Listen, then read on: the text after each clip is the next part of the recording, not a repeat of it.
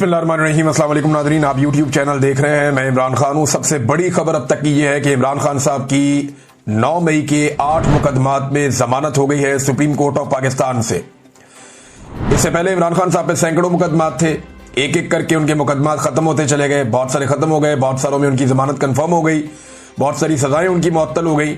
और उसके बाद अब इमरान खान साहब पे जो है वो 9 मुकदमात बाकी थे।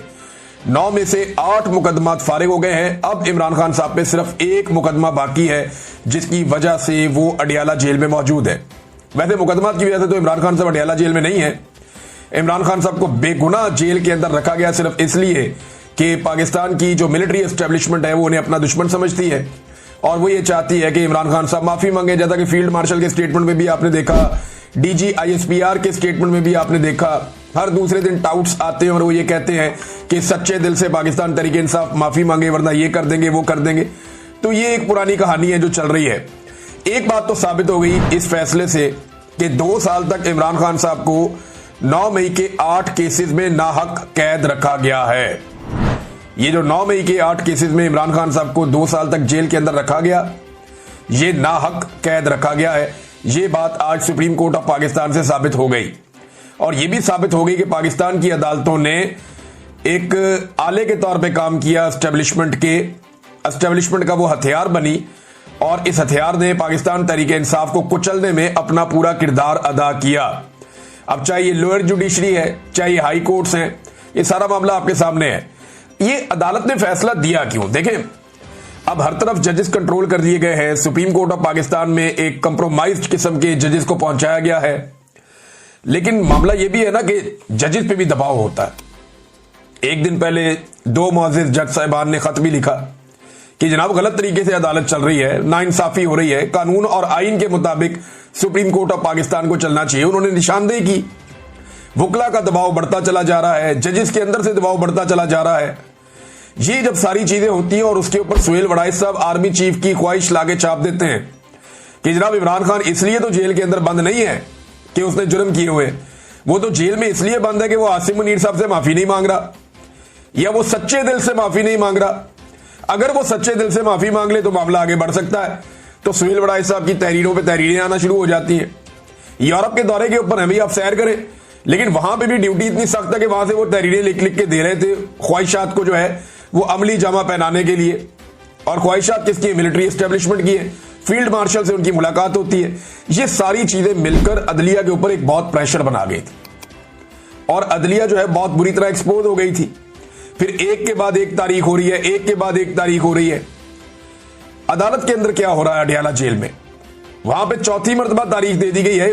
इमरान खान साहब का केस लगने नहीं दिया जा रहा वहां पे। ये वहां पे सूरत हाल है। सुप्रीम कोर्ट ऑफ पाकिस्तान में इसमें बार बार की तारीख दी और बिलाखिर इमरान खान साहब को बेल देना पड़ी। लेकिन इस केस में 1-2 चीजें मैं आपको बताऊं।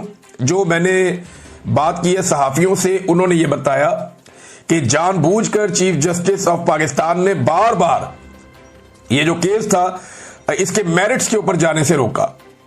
यानी केस के आपने मेरिट्स देखने होते हैं ना कि भाई ये गवाही सच्ची है या झूठी है। तो सुप्रीम कोर्ट ऑफ पाकिस्तान ने मेरिट्स के ऊपर जाने नहीं दिया वकला को। ऐसा लगता है सुप्रीम कोर्ट ऑफ पाकिस्तान नहीं चाहती थी कि पंजाब हुकूमत या पाकिस्तान की एस्टेब्लिशमेंट या जो अदलिया है, लाहौर हाई कोर्ट हो गई, या जो दहशतगर्दी की अदालतें हैं, उनके सारे जजेस एक साथ मुतनाज़े हो जाएं, क्योंकि उन्होंने नाइंसाफी पर मबनी फैसले दिए हैं। वो पुलिस वाला टेबल के नीचे घुस गया, सोफे के नीचे घुस गया, पुलिस वाला पर्दे के पीछे छुप गया, वो इतनी दूर से 4-4, 5-5 बैरियर क्रॉस करके सारी सिक्योरिटी में से गुजरता हुआ सलमानी टोपी पहन के वो इमरान खान साहब के सामने पहुंच गया। भाई इस तरह की गवाहियों के ऊपर कौन खड़ा होता है? और एक शहर में गवाही कुछ और है, दूसरे में कुछ और है, तीसरे में कुछ और है। तो तहरीक इंसाफ तो तैयारी करके गई हुई थी, लेकिन चीफ जस्टिस ने इन मेरिट्स के ऊपर बातचीत नहीं होने दी। इससे पूरी की पूरी अदलिया जो है उसके कपड़े उतर जाते हैं। लेकिन अदलिया, ये इसका क्रेडिट जाता है किसको? देखिए, इसका एक तो क्रेडिट पाकिस्तान के अवाम को जाता है जिन्होंने हार नहीं मानी। 8 फरवरी 2024 के बाद से लेकर अब तक हार नहीं मानी और वो आज भी इमरान खान के साथ खड़े हैं। दूसरा, पाकिस्तान के सोशल मीडिया को भी एक क्रेडिट जाता है, लेकिन सबसे बड़ा क्रेडिट जाता है इमरान खान साहब की जो कानूनी टीम है उसे। वो टकरे मारते रहे, उन्हें पता है कंप्रोमाइज कर दिया, लेकिन उन्होंने उसमें से भी अपना काम निकाला। उन्होंने इतनी टकरे मारी कि बिलाखिर वो दरवाजा खुल गया। और इसमें बैरिस्टर सलमान सफदर जो है वो बहुत तारीफ के लायक है।